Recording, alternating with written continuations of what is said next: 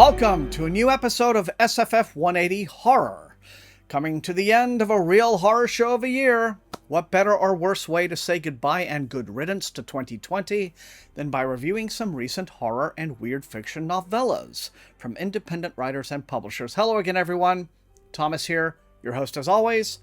Thank you so much for joining me. Until Tor Nightfire launches sometime next year, horror fiction has either been entirely absent from the release schedules of most major publishers, or fobbed off under the guise of thrillers, which, trust me, is a genre that sometimes overlaps, but truly is distinct from horror altogether. Thus it is that small press imprints and self-publishers have been left to pick up the spooky slack. Over the past several weeks, I've taken a look at 5 novellas that have crossed my path, and while I can't say I liked all of them equally well, most of them have offered startling and memorable storytelling from some dark and visionary talents. Now, because I'm reviewing 5 books in one episode here, it's a bit of a new approach for me. This video is probably going to run a little long, so I have included chapter stops, which you might be able to see at the bottom of the video window here, and there are also timestamps in the description. This will allow you to watch this video at your own pace, skipping around as you see fit, maybe watching some of it now and coming back later for the rest if you don't feel like taking it in all at once. S.P. Miskowski's The Best of Both Worlds is a companion novella to The Worst Is Yet to Come, her impressive novel from 2019 that I reviewed last year for Halloween. This story was originally included in the novel as a subplot before Miskowski cut it out to keep the novel from confusing readers with too many viewpoint characters. It is best read immediately after or in tandem with reading the novel in order to appreciate both what it adds to the narrative and Miskowski's considerable virtues as a storyteller, which in their best moments rival Stephen King for their insight into the hidden currents of small-town America. Miskowski's setting, introduced in her 2012 novel Knock Knock, is the fictive Washington town of Skilloot, the kind of place where the American dream has gone to die. Many of its residents have moved there hoping for an easier life, away from the disillusionment of Seattle, only to find a depressed little burg of shuttered homes where economic and social mobility is no less an unattainable dream than it would be in any city. Everywhere you look, abandoned houses, empty storefronts, you can see the signs of failed ambition and lost hope. And there's a malaise over the town that the falling cottonwood blooms seem to be mocking. But it is the kind of town where some families have roots going back generations, and some of those roots are nourished by evil soil. Roland and Pigeon are half-siblings, adult children of an alcoholic lout of a father. They've spent all their lives in Skilloot, except for the one time Roland decided he'd had enough of his father and fled for several months, before returning out of guilt over leaving his sister alone to the old drunk's abuses. Their father wasn't a problem anymore after that. Now they live in the sturdy old family home together, where they don't have much interest in anyone else. Roland works as the school janitor, and he's gotten Pigeon a job as a cafeteria lady. Pigeon, whose real name is Ava, comes from a long line of women who could speak to the dead, and though she doesn't seem to have that skill herself, she performs rituals of her own in the basement of the house to protect her and her brother. Roland helps her with these rituals in ways that would be more than frowned upon by most people, to put it mildly. But he's a kind and devoted brother, making Pigeon tea after a long day and not minding when she says she'd rather drive herself to work because she enjoys listening to her Kenny Chesney tape. They're not normal, but they're just so normal. We shouldn't like them, but we do. Miskowski weaves the plots of The Worst Is Yet to Come and this novella together through Roland's growing interest in the 2 teens from the novel, Tasha and Briar, and his growing sense that there is something more than a little unnerving about the 2 of them. Moreover, Briar seems to be exerting a threatening pull on Pigeon that kicks in Roland's protective instincts. The endings of both stories dovetail, and though the novella appears to finish on an unresolved note, Miskowski is working on a 3rd book to bring everything to a climax. And everything that's happened up until now has been compelling enough that you'll have no trouble believing the best is yet to come. Even by the usual standards of psychological horror, The Bell Chime can be incredibly bleak and depressing. The hopeful note on which it ends comes only after its protagonist effectively admits defeat. Mona Kabbani's self-published debut novella is a very rough-hewn little beast, but it's redeemed by some searing emotions. Now, I've always said that the best horror fiction is all about empathy, and The Bell Chime resonates with an empathy so powerful, it's almost physically uncomfortable in the way it investigates its protagonist's mental health, or her lack thereof, without lapsing into the usual exploitive horror cliches about madness. Inspired, as I suppose any good horror should be, by a nightmare the author had, the story introduces us to Laurel, a young woman living in New York who is an absolute mess of anxiety disorders and paranoid delusions. The narrative, which does not play out sequentially, relates what happens when she meets a new boyfriend, Dylan, who accepts her eccentricities at face value, only to lose him when she overreacts to a protective gesture he makes to prevent her from inflicting either self-harm or harm to anyone else. She has, after all, already shown a propensity for reactive violence. Dylan doesn't just leave. He vanishes without trace, and Kabbani intriguingly keeps exactly what happened to him a mystery. Lauren's emotional devastation at losing him is absolute until she stumbles upon something that may at last bring happiness back into her life. But at what cost? In the story's opening chapter, evidently written well before the rest of the book, you can see that Kabbani hasn't yet mastered her voice as a writer. Like a lot of newbies, her prose has moments that are awkward and pretentious, full of the kind of forced metaphors and similes I'm used to seeing in student manuscripts from writers' workshops. So we get to read cringe sentences like, "Tears vomit out of her soul and pour down her cheeks." But once we're past this, Kabbani's writing becomes a little more assured, and she is able to convey the depth of her clearly very personal emotional investment in Lauren's story in ways that are often disarming, including breaking the fourth wall on occasion to address us directly like a Greek chorus. Some of you will no doubt find the bell chime's sheer anguish a bit too much to take, but for readers willing to go there, there is a fearlessness in what Mona Kabbani is doing here that merits respect. Shane Hinton's debut novella, Radio Dark, certainly has all the hooks of weird fiction, starting with an everyday suburban setting in which the world quickly begins not making sense, and people do their best to adapt and pretend none of it's out of the ordinary. But even weird fiction works for the same reason conventional fiction works, when it has something to say. And Radio Dark lacks that. It's an apocalyptic story that keeps you wondering what it's all leading up to, only to reveal that there wasn't much of a there after all. The story takes place in a nameless Florida suburb where people, without any apparent reason, are starting to slip into a catatonic state from which they never recover. It all begins, eerily enough, when our viewpoint character, Memphis, a janitor who works at the local radio station, encounters one such woman frozen in place at the supermarket, and watches as the staff quickly wheels her away on a hand dolly as if it were no more unusual than anything else. Soon the affliction spreads to nearly everyone. We realize it's a national and possibly global crisis when an FCC agent calling herself Cincinnati turns up to commandeer the radio station. Abandoning the radio station when the power grid goes down, Memphis returns to his cul-de-sac home with the station's DJ and Cincinnati, who tries to maintain a sense of order by constantly reading aloud from her government manuals. They soon discover that the catatonic bodies of all the neighbors can act as a transmitter when wired together and hooked up to car batteries. Their limited-range broadcasts attract unaffected survivors to the street, most bringing along their affected family members.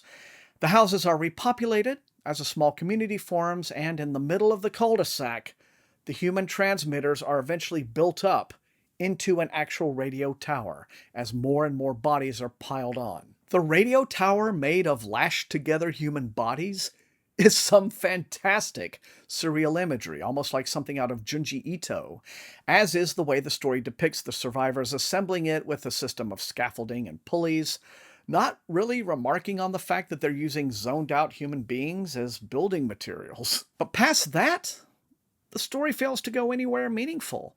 None of the characters is especially relatable. The only two who have names are Memphis and Cincinnati. And if Hinton had some commentary in mind by naming them after cities, it remains cloaked in mystery. There is even a preacher character who piously condemns the tower, showing up on the street on occasion to pontificate about evil and lure away one or more survivors into his congregation. But while Hinton commendably never fully makes this character the cliched antagonist you might expect, he doesn't do much of anything else with him either. Eventually the guy just wafts away. And that's really what this story is portraying, the entirety of human civilization simply running down like an old car battery and wafting away into nothingness like a puff of smoke in the breeze. The story somewhat follows in the tradition of the cozy catastrophe genre, except this one eventually abandons the cozy. Hinton is a fine wordsmith, and his prose is capable of moments of real poignance when discussing the loss of daily human activities and habits, the interactions and relationships we all take for granted and only realize how much we cherish when they've disappeared. Reading this story in the post-COVID-19 world only gives these passages more gravitas. But even Cormac McCarthy's The Road didn't deliver such unrelenting bleakness as this story. An event at the end that I imagine is meant to signal hope doesn't, because we're given no reason at all to think it will change anything. Perhaps the goal here is to remind us of the fleeting nature of life itself, that it could all go away in a moment. Where will you be if one day there's no more food at the grocery store? Then no more grocery store. When the lights go out and the water stops coming out of the tap for the last time. A world, as Hinton puts it, with no room for art, for music, an era of extended silences where you eventually end up alone until you too fade away like a distant radio signal. Well, yeah, it would suck. Got it. Thanks, I guess. For my final two reviews, I'm going to be looking at the first two releases from an imprint called Off Limits Press. And frankly, both of them are so impressive that they have basically established Off Limits as one of those publishers I would feel comfortable just blind buying everything they release. The books themselves have superb production values as well as great storytelling, and I'm hopeful that Off Limits will be able to fill the void left in horror by the lamented Cheezine publications, with, of course, all the professional ethics that Cheezine very sadly chose to abdicate.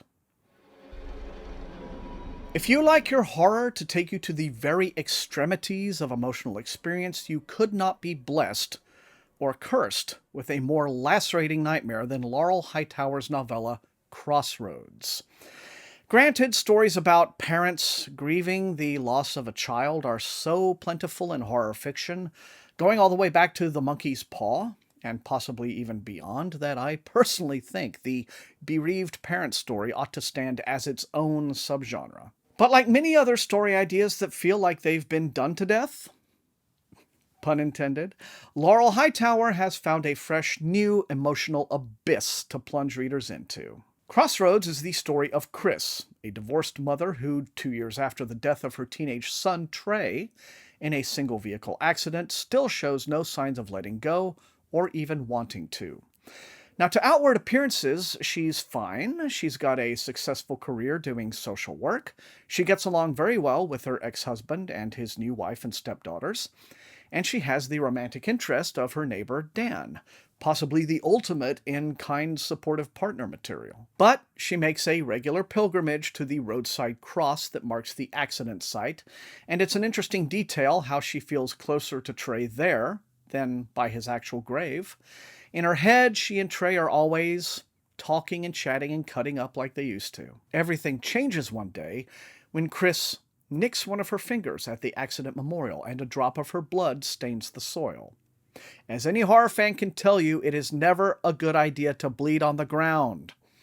And later that night, Chris is shocked to see Trey standing, only for a brief moment, under a streetlight in front of her house. It doesn't take long for Chris to put two and two together, and soon she is returning to the site, doing what she must to ensure Trey's little nightly visits continue. Now, at this point, it has to be said that any reader who is sensitive to depictions of self-harm should probably give this story a hard pass, because it gets as bad as you think it does, and possibly worse. I've read a lot of horror, and even by the standards of some of the more demented body horror I've experienced, CROSSROADS had me physically wincing as I've never done before. But what is remarkable about Hightower's storytelling here is how easily we allow our suspension of disbelief to accommodate Chris's downward spiral. For one thing, she's not only not going insane here, she is possibly more lucid than she's ever been since losing Trey. The story makes it clear that Chris has always understood that her conversations and interactions with Trey have been in her imagination, a very common coping mechanism. But the visitations have been very real. And the horror really sets in when it becomes clear that the more Chris sacrifices, the less good she's actually doing. Trey comes to her each night looking more cadaverous and wasted away, his visits getting shorter. This isn't merely some kind of supernatural exchange taking place, blood for life. Chris has stirred up something deeply evil, and wheels are in motion that may be very difficult to stop. Yes, Chris's desperate need to cling to her lost son is pathological beyond the dreams of analysts, but though it can feel at times like Hightower is skirting a little too closely to the edge of the disbelief precipice, such as in the way Dan remains supportive well past the point any other boyfriend would have staged an intervention, it's helpful to remember that body horror especially is a genre that deals in extremes of behavior. Hightower is employing it here to explore the theme of parental devotion and responsibility, and how much is too much.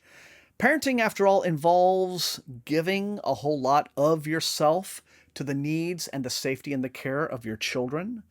The totality of Chris's selfless commitment to Trey is contrasted with her own mother's toxicity, her habit of making sure Chris knows at every opportunity just how much she resented what she had to sacrifice for her daughter and what she feels Chris owes her for it. Chris's behavior is not merely indicative of her devotion to Trey, it's a harsh repudiation of everything her mother taught her about mothering. CROSSROADS stumbles slightly at the climax with a few story elements left unresolved that I felt should have had better closure, and an epilogue starring a couple of goofy cops in what is almost a vaudeville routine does the overall story no favors. But I can think of few examples of horror fiction that have left me as disturbed and emotionally drained as this one, and Laurel Hightower has climbed effortlessly to the top of my list of authors to watch. Finally, The Worm and His Kings is a brilliant and assured novella that gets two crucial themes of cosmic horror right, where so many other attempts at the genre have gotten it dead wrong. That of otherness, and of the universe's fundamental indifference to human existence, let alone our dreams and desires. That may sound like a recipe for storytelling nihilism at its bleakest, but Hailey Piper has delivered an indelible story centered on love and transcendence, with a jaw-dropping ending that goes harder than Lovecraft himself ever dared. It's a tale worthy of attention from the Stoker Award as well as World Fantasy, and I'm probably going to put it on my Hugo ballot. Like Victor Laval's The Ballad of Black Tom, The Worm and His Kings draws inspiration from Lovecraft's notorious The Horror at Red Hook, but it goes off on monstrous directions all its own.